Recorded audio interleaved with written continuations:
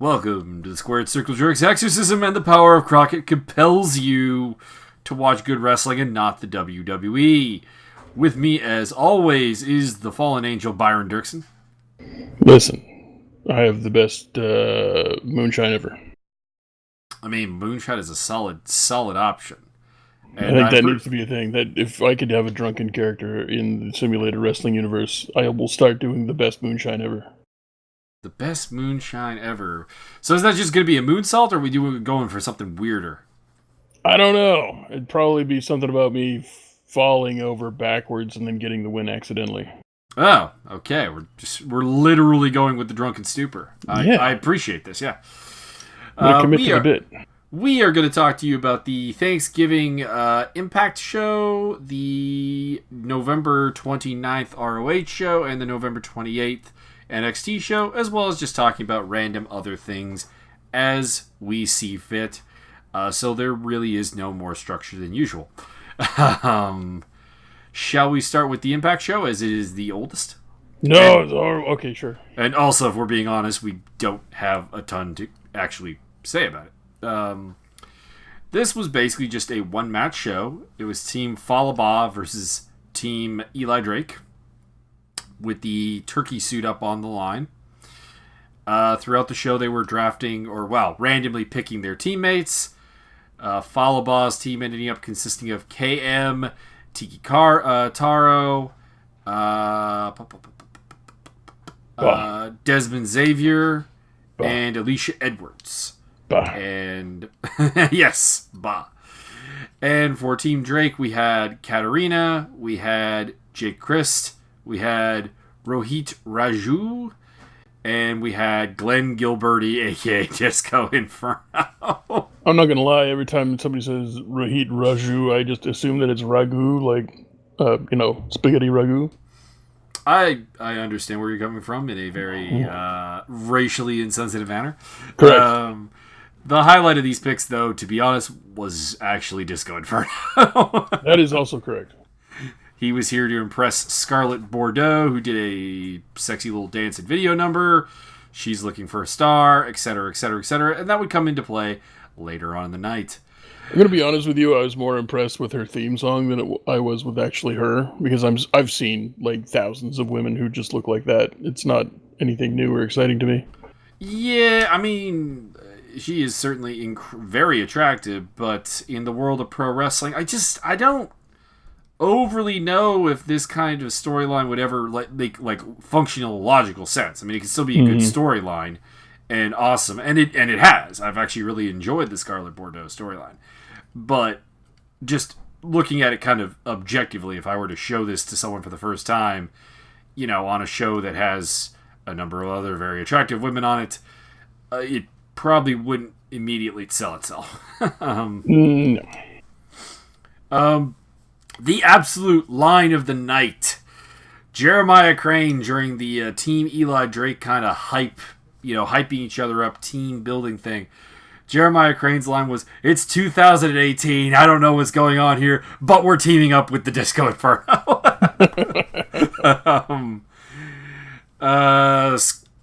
So we had a match that really the highlight of it was kind of the human centipede Boston Crab spot, where Falaba turns everybody who's doing a head scissor over into the Walls of Jericho, basically.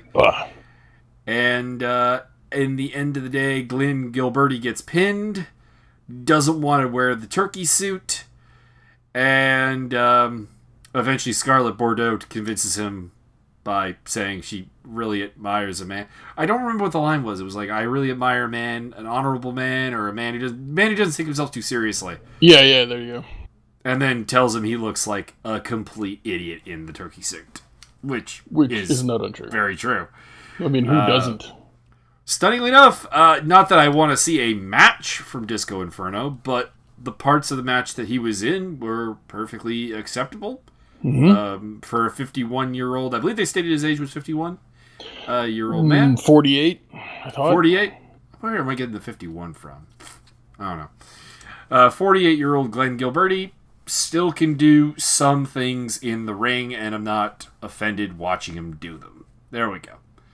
Which, believe me, there are some old veterans who are hanging out to the point where it is offensive to watch them work. You were correct. Mr. Glenn Gilbertet is 51 years old. And of course, the amusing thing of the whole thing was Glenn Gilberti being buried on commentary by Don Callis the entire time. Yeah.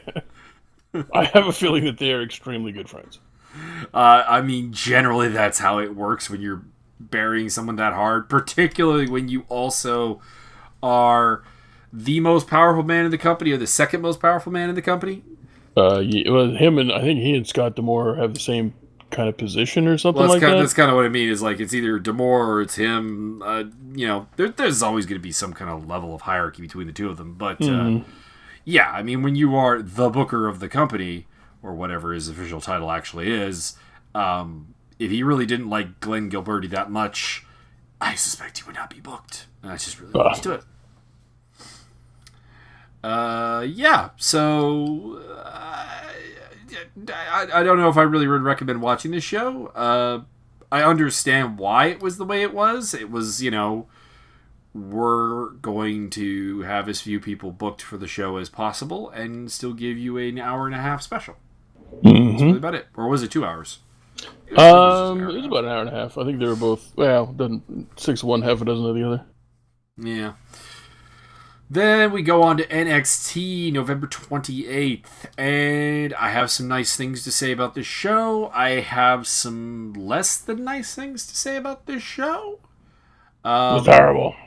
Which kind of is the trend with NXT right now. Like, there's a lot of good stuff going on, but there's also some just kind of confusing stuff. Yeah, they've kind of booked themselves into corners that they should have never gotten into in the first place. Yeah. There's like some violations of booking 101 with NXT right now, which is disappointing. But I don't know. Maybe they can make their way out of it and come out shining absolutely brighter at the end. We opened up with the Britt and Bruiser versus the Mighty. This was a pretty solid opener match between two tag teams who really know what to do, basically. The Britt and Bruiser did go over, and the Mighty attacked them post-match to a chorus of "You still suck."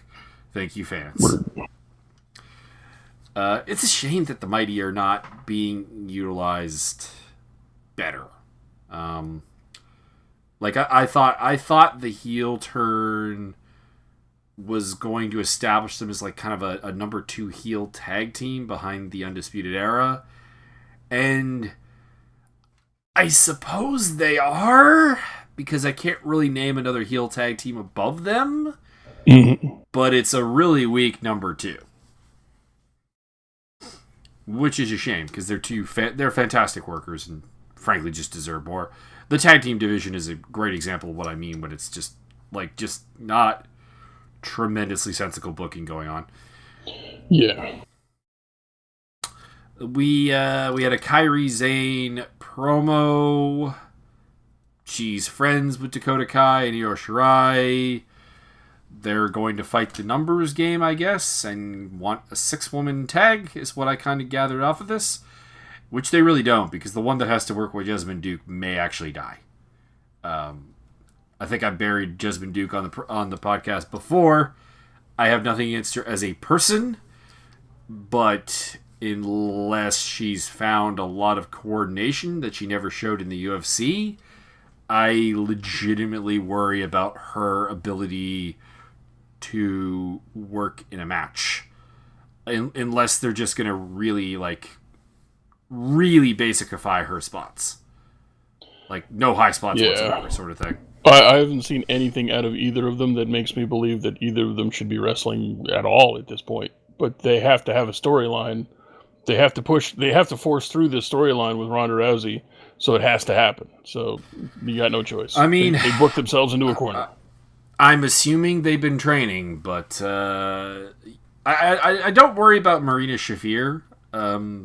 Watching her in MMA, she has all the coordination that it takes to be a perfectly safe worker, I think. But Duke does have me some legitimate concerns about how that's going to go. I hope to be wrong. I do hope to be wrong, because establishing new female talent at a high level, it would be excellent.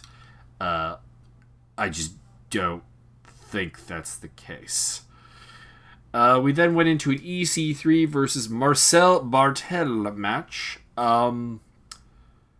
This was really fucking good, actually. I really little known fact, this. also known as Mike Bart. Mike Bart. Marcel Bartel is very, very good, but an example of a guy who might be doomed to the perennial Chris Dijak spot of just kind of being a jobber. And I hope to be wrong on that. I really do, because there's a lot of potential in him. He's a fantastic worker, and he does great character work. EC3 did have to go over here. You're pushing up him against the Undisputed Era, and specifically Bobby Fish. He called out Bobby Fish after the match, so presumably that's going to go somewhere for the next takeover, I would imagine. And I'm not opposed to that, because Bobby Fish is a fantastic worker and deserves more credit more shine than he's really been given. Really, and I don't even mean that like on an NXT level. I mean like just on his career as a whole. He's really been kind of an afterthought, and a man that good should be able to shine once in a while. I agree. Candice LeRae giving the cold shoulder to reporters. I What else is new? I don't really get what they're doing with her. I hope it's something good. Well, I remember watching this and then commenting, like, did they shoot this out of sequence? Because she's back to the black lipstick and the frosted black hair, kind of, like, what the fuck? Yeah, that's the thing, is, like, it feels very out of order with this whole thing, because, I mean, we talked about it before. She came out with the goth, the dark, the black makeup, all that stuff, before the Nikki Cross match, you know, kind of signaling a heel turn to a degree. And then when it came time to face Nikki Cross, it was back to bubblegum princess, happy-go-lucky face. And in the match, she turned a little bit heel. But yeah, the storytelling on the Candice LeRae heel turn, if that is what we're being treated to, has been very weird. Very much so. Not anything they've done, just when things have happened. And yeah, that's the not really shot in order thing, it seems. Or not aired in order, I should say. Yeah, I don't know. It's more and more like it's as if I'm watching Firefly as first broadcast on TV. Like, all the episodes out of order, doesn't really make any sense. The only difference here is that it's on a consistent time of the week. Yeah, that would be a thing. We got Vanessa Bourne versus Mia Yim. I have all kinds of problems with this match, really. I don't understand what Mia Yim is supposed to be, because they keep trying to hype her up as a badass, which is fine. I'm okay with that so far. She's a competent worker. Let her do her thing. But then they have her sell 80% of the match to Vanessa Bourne and to Aaliyah and to Bianca Belair. And I don't have a problem with it with Belair, because you built Belair up into being the, like, you know, number 3 woman in the company. Mm-hmm. I don't think that's a good idea, but you've done it. But yeah, the matches with Aaliyah and now Vanessa Bourne, which she did win, she did not come off as badass. She came off as like maybe a slight cut above the bottom of the barrel, and that seems like a bad plan, because I don't like. And people are gonna say babyface in peril works. You're getting people over and stuff. I'm like, she's also, I think, actually bigger than these girls. And that makes the babyface in peril work even less with the character that you're trying to create here, or seemingly trying to create. And another just case of NXT very confusing booking. Yeah, I don't know. They seem to, unless they're putting the hot rocket on your push, they don't seem to have a clue what to do with people in the meantime. They go, hey, it's time for your big push. Like, but we didn't have any reason to push him before this. What are we doing here? And yeah, and sometimes it works out. Like, Oney Lorcan and Danny Burch are probably the great example of this. The tag team that really kind of comes out of nowhere to get a title shot against the Era has a fucking great match, and we accept it. But as I said at the time, for a takeover title shot, there wasn't really much of a storyline for the Britt and Bruiser's success going into it. And you end up with situations like that when you don't seem to have a long-term logic to things. And I know your primary goal is to develop talent and stuff, but I don't think you do when you kind of, like, I think you just damage them with this whole not really having a plan. Yeah, I would agree. We had a Ciampa promo with Goldie, and he expects the WWE or the NXT crowd to follow his lead next time he comes out. Which, I mean, realistically, I would have popped huge if he just said, "I expect the NXT crowd to boo when I come out there next time." Yeah, I don't know. They keep pushing this follow my lead. But no, like there's no reason to do that, and B, it's just a thing you say at the end of your thing, and it's never implemented or executed in any way, shape, or form in any other part of his gimmick. And I don't know what they're doing. Like, did somebody just say it out loud and they think it sounds good, so keep saying it? Maybe. I mean, the promo otherwise was fucking kick-ass, because Ciampa's a great promo, but again, just the character arc and work here, I'm not following. Yeah, I don't get it. And Road Dogg at this point is going, you're just not smart enough to get it, bro. Yeah. Then we had the main event, Keith Lee versus the Large Sullivan, the Large Suleiman. This was a really good match. Two very big dudes going head-to-head, getting to show off a fair amount of athleticism that you don't generally see in men of these builds. Great work. I really enjoyed it. It kind of reminded me, actually, of the Survivor Series AOP bar match, where they kind of did a similar thing for AOP. And they replicated it here, or more likely, this was more the blueprint for that match. Lars Sullivan does win with the freak accident. I personally would have had Keith Lee win this match because you did have Lee come out and save the jobber the prior week. And it would have probably made more sense for him to get the first one here against Lars Sullivan, and then Harper Lars get the second, and maybe the third and the fourth. Because I'm not trying to suggest 50-50 booking here, but I feel like Lars Sullivan winning this match doesn't really set up a return match in any way. And that's a shame, because I'd really like to see it. Well, I don't understand, because Vince loves to have everybody lose their fucking shirt before they're out of NXT, so that no heat and no momentum's on them whatsoever before they hit the main roster. So they're definitely going to put Lars Sullivan on the main roster.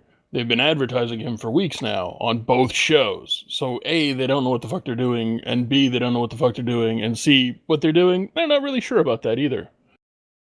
Yeah, I mean, I would have been down with them advertising him on both shows if you were then also had like kind of storyline with the GMs talking about like hot free agent, draft pick, whatever you want to spit it as. Lars Sullivan, make it a storyline about which brand is he going to go to. Whereas there's been no storyline. You're just running random. I guess they're vignettes, but not really. I don't know.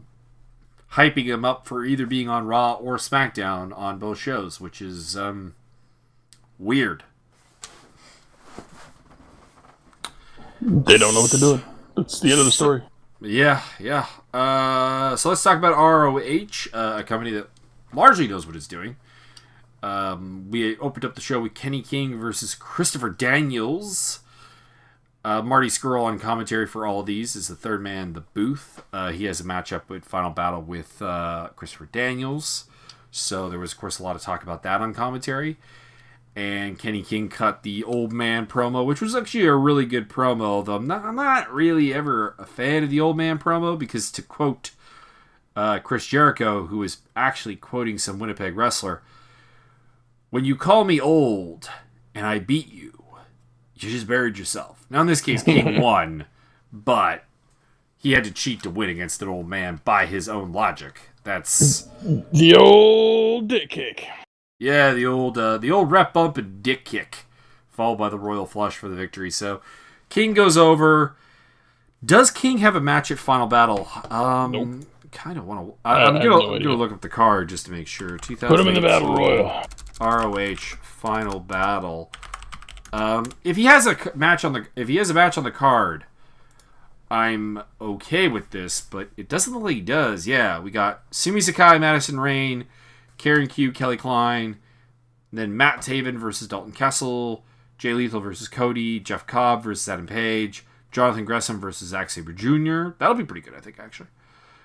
Bully Ray versus Flip Gordon, I Quit match. Daniels versus Skrull, and then SCU versus Briscoes versus Bucks. Ladder war for the tag team titles. So yeah, Kenny King not even on the card, and you give him a win here over Daniels. I'm not really sure of the advisability of this. Dang it, Dagnalls.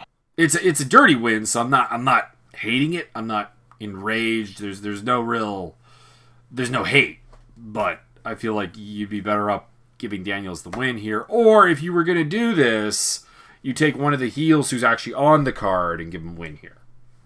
Like, I don't know, Matt Taven, just to throw in a name that would work in that role. Yeah. Then we also had a couple of promos for Final Battle, hyping up matches. If you want to comment on any of them, please go ahead as we go through. Nah, it's all right. We'll just watch Final Battle later. We had Josh Woods versus Jeff Cobb. I really liked this match. It had a nice mix of MMA and Olympic wrestling, which both these men are known for. And Cobb went over, as he should. Adam Hangman Page watching from the ramp entranceway. And at the end of the match, he comes in to basically tell, now get out of my ring so I could show you how an ass whooping's supposed to work. Bring me my guy. He ended up facing Facade, which, kudos to Facade. He is the first man I have ever seen to have less horizontality to his moveset than Adam Hangman Page. Mm-hmm. While being a high flyer. I was doing a little bit of minor research on Facade because I don't really know the guy, but he's apparently been in the business for 12 years and he is still bad, not great. And he's had some really good tag team partners. We were talking about how he's been tag team partner with Johnny Gargano, with Matt Hardy. What is this guy's appeal supposed to be? I don't know. It's I guess he appeals to the people who like to smell like dog shit and bug spray because that's what he looks like he smells like. There's a hot chick with him, but that's about it. He looks like he smells like burning plastic forks and rancid turkey shit. Yeah, not a fan. And some of the comments I was reading on his cage match page were like, really brave, getting better. I'm like, he's in his 12th year. He should. Yeah. Not that you can't improve in your 12th year. Don't get me wrong, but like the base skill set should be beyond what I have seen in my relatively limited exposure to him. Well, yeah. Like, I could sum him up in one move. If you watch this match, there's a point where he has briefly some momentum, and then he goes for an air nothing into Hangman Page's boot. Because, like, he jumps way to the side of Hangman Page and doesn't have anywhere near the actual distance to hit him. So, what were you trying to do there, boss? That's really all I kind of got. Don't have a goddamn clue what he's supposed to be doing or what he thinks he's supposed to be doing. I have a little bit of an insight because I've seen him wrestle. This is like the 4th time, I think. I think I'm up to 3. I think I've seen him 3 times now. Yeah, I'm pretty sure I've seen him at least 3, probably 4 times. And he always does these little springboardy things.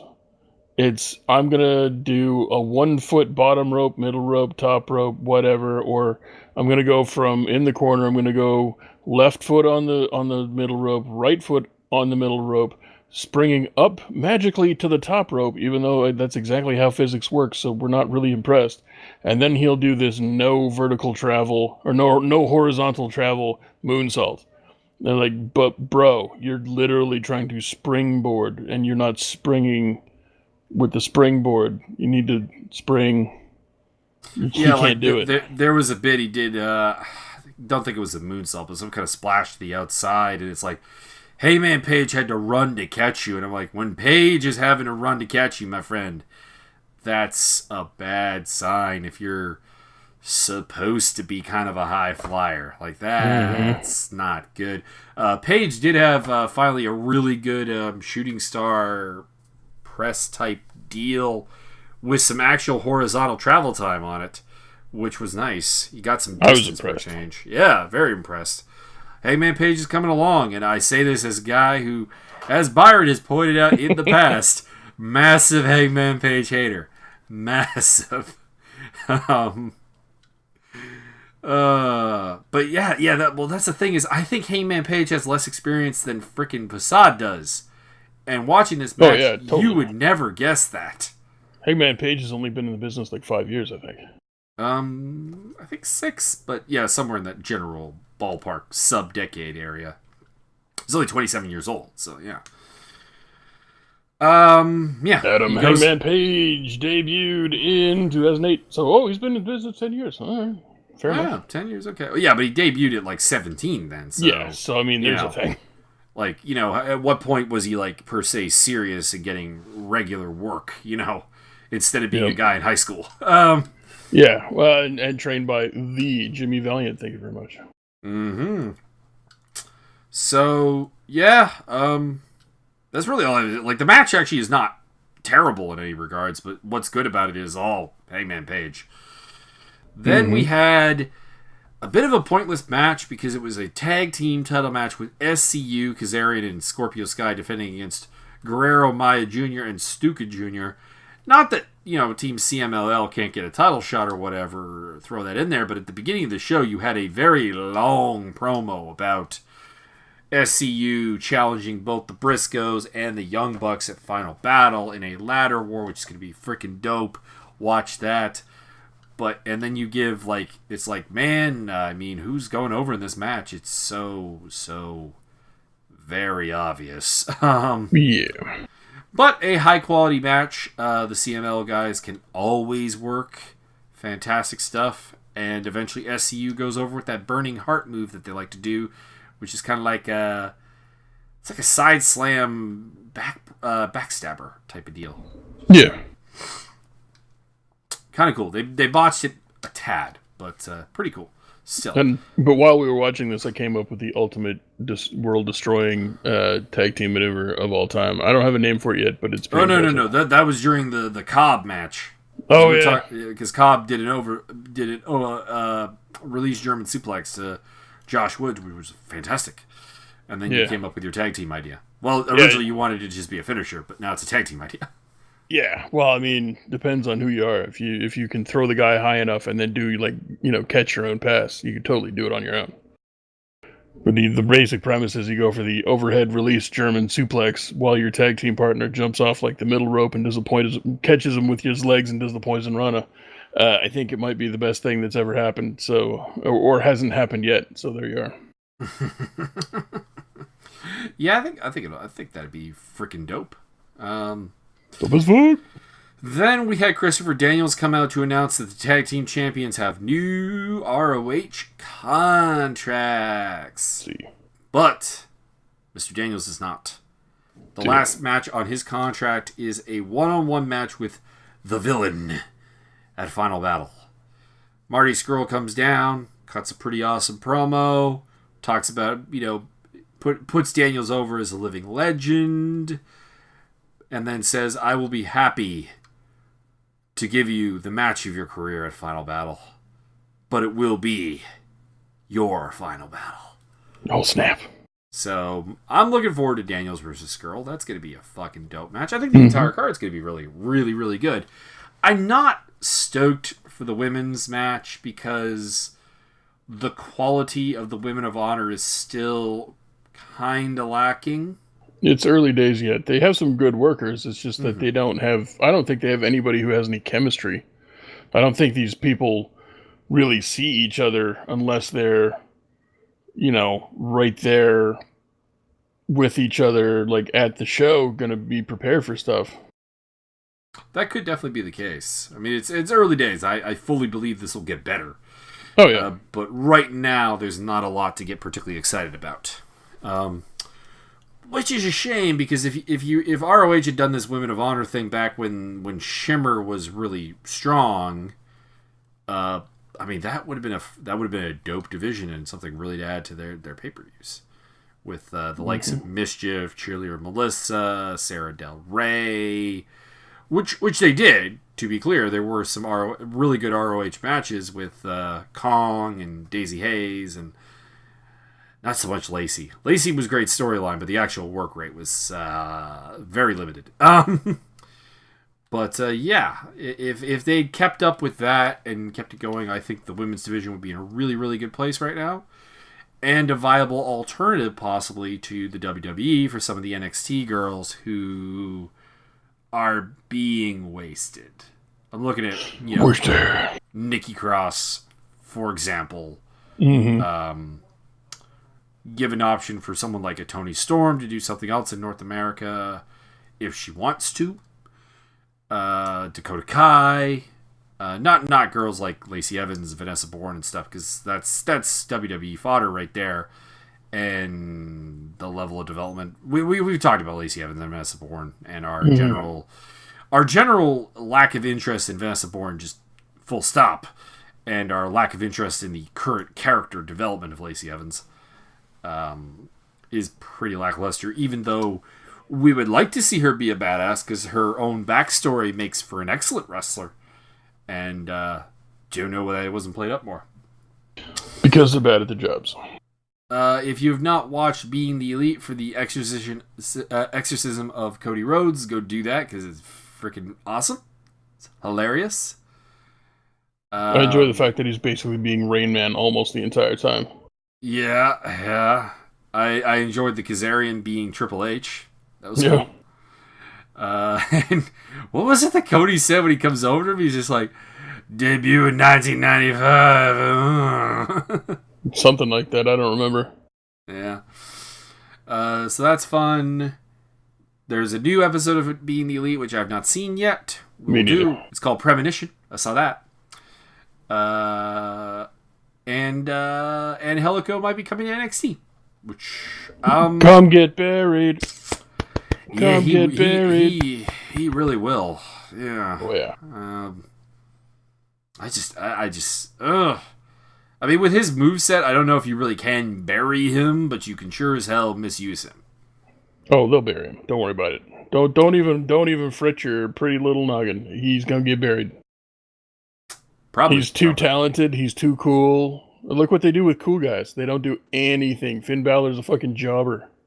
Well, NXT didn't waste Finn Balor, though. They did a good job with him there. Yeah, well, I mean, that's the case for most people through NXT. Even if you're no good, they still try and get the best out of you.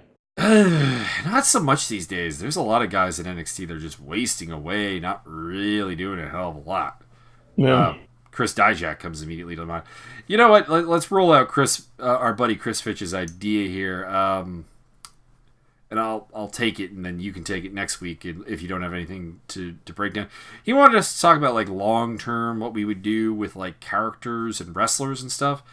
And his thing was Velveteen Dream and how he wanted to tag him up with Matt Riddle.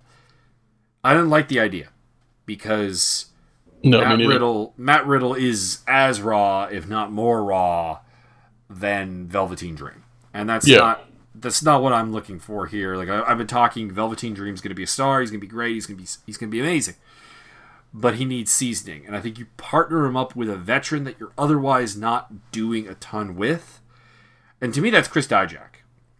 You even have a storyline there because Dream and Dijak had that match where Dijak was kind of overpowering him, and that was during like his like lack of confidence phase.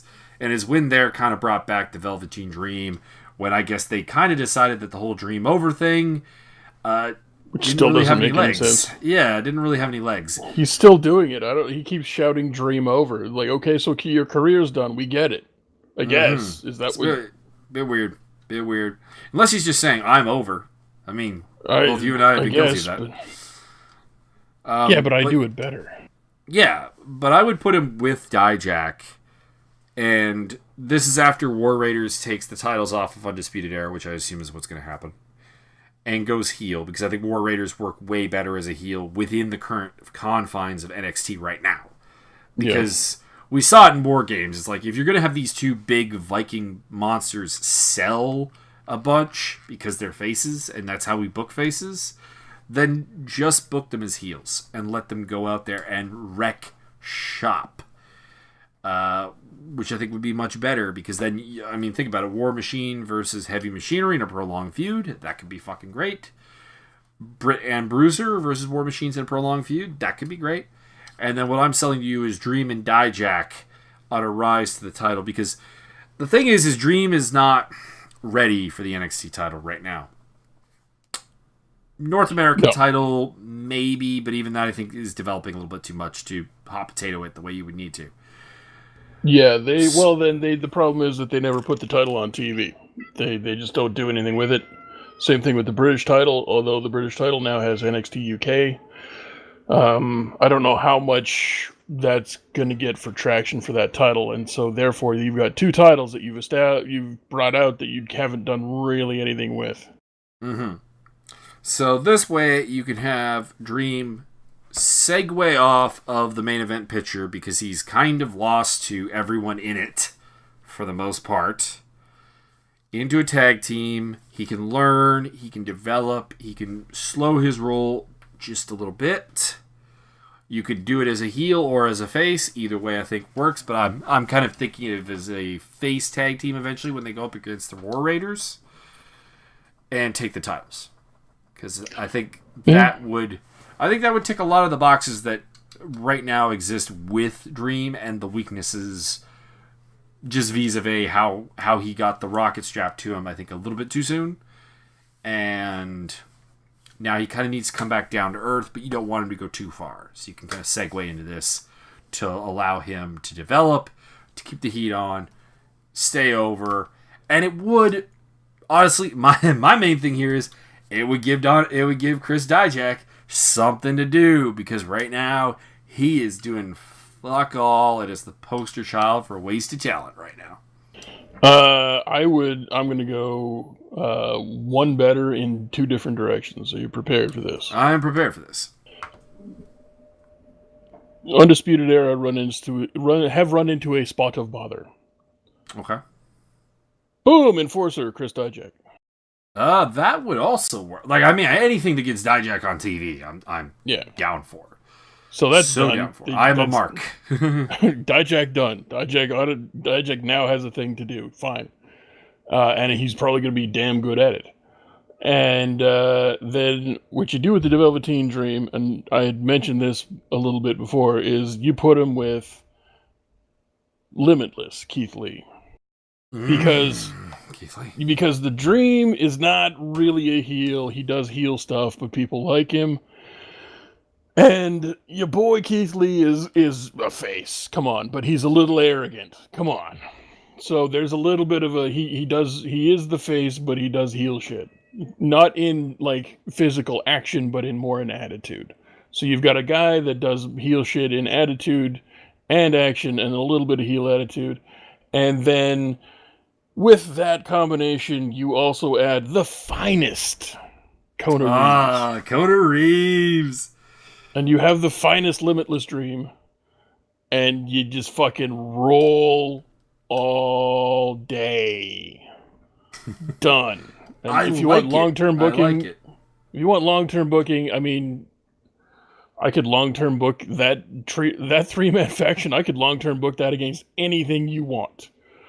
And with Dijak in the Undisputed Era, you have no one that's going to stand up to them. And you don't even bother booking either of those two factions against each other. You don't go anywhere near each other. That's retarded. What, are you kidding me?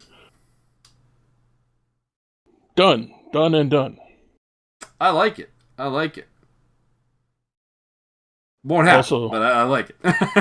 Also, while we've been doing the podcast, I was scrolling through the internet seeing if there's deals on shotgun shells, and now have somehow ended up on Amazon looking at ridiculously horrendous, like they call them replica weapons. These are not replicas. These are really bad.